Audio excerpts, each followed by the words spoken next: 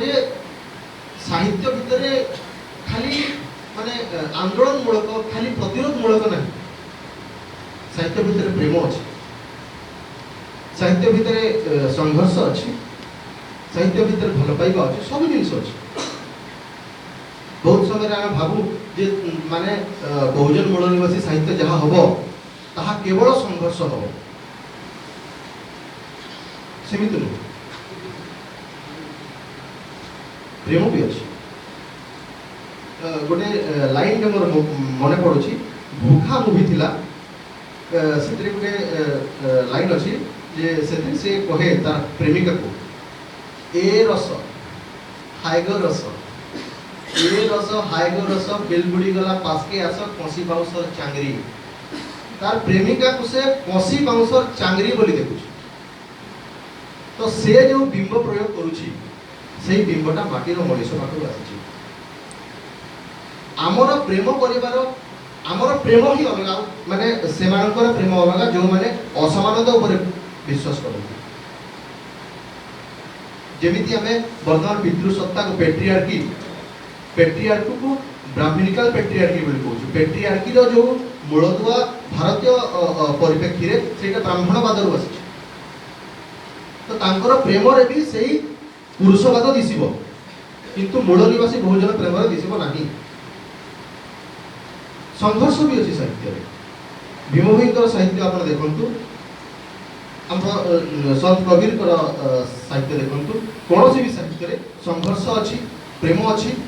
किंतु ये जो साहित्य कथा आम कहूचे वर्तमान सांप्रतिक समय यार लक्ष्य कौन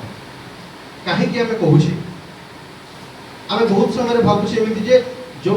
तथाकथित मुख्य धारार साहित्य अच्छी वर्तमान से संपूर्ण रूप से ब्राह्मणवादी हो सारी सन्देह ना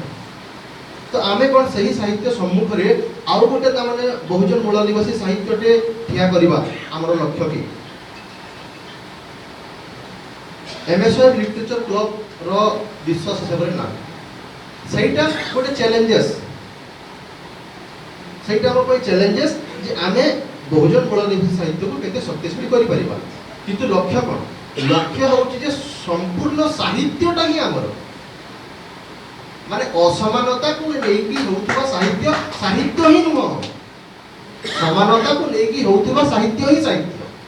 माने जो साहित्य बहुजन मूल निवासी माटीर साहित्य जनगणक साहित्य सेही साहित्य ही साहित्य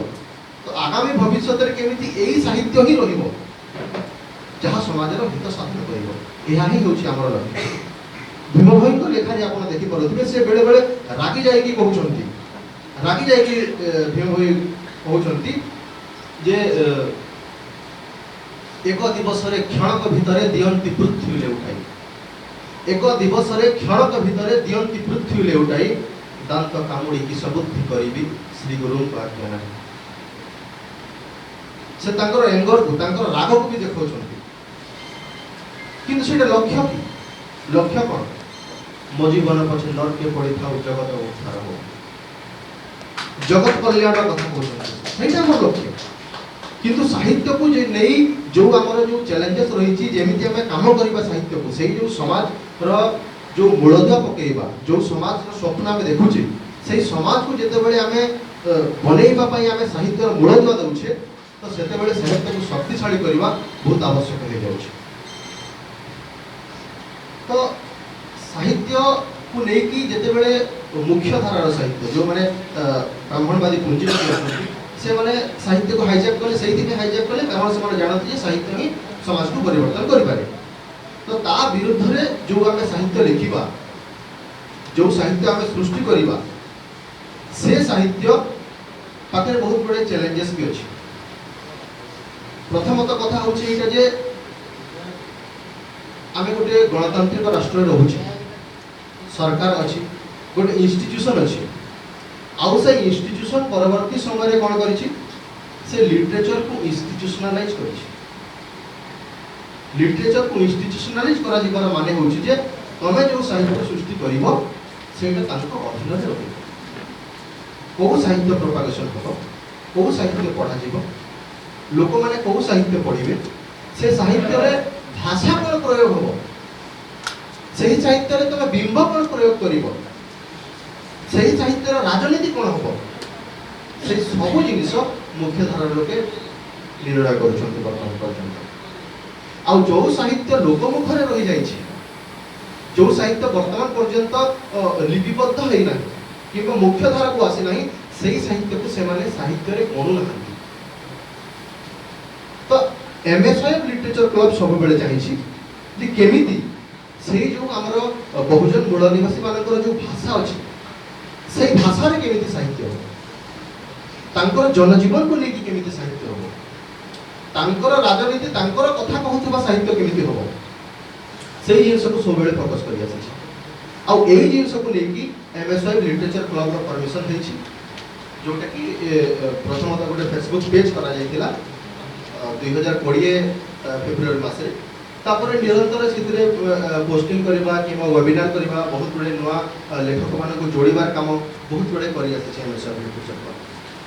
MSYF ଲିଟରେଚର କ୍ଲବ 2021ରେ ଗୋଟେ ୱେବିନାର କରିଥିଲା, 27 ଜୁନରେ ଯେଉଁଟା ଆରମ୍ଭ ହୋଇଥିଲା, ସେଇଟା ପାଖାପାଖି 3 ମାସ ଧରି ଚାଲିଥିଲା। ପ୍ରଥମ ଦିନରେ କବି ଅଖିଳ ନାୟକ, କବି କୁମାର ହସନ ଉଦ୍ଘାଟନ କରିଥିଲେ, ଆଉ ଗାଳ୍ପିକ ସଞ୍ଜୟ କୁମାର ବାଗ ମୁଖ୍ୟ ବକ୍ତା ଥିଲେ। ତ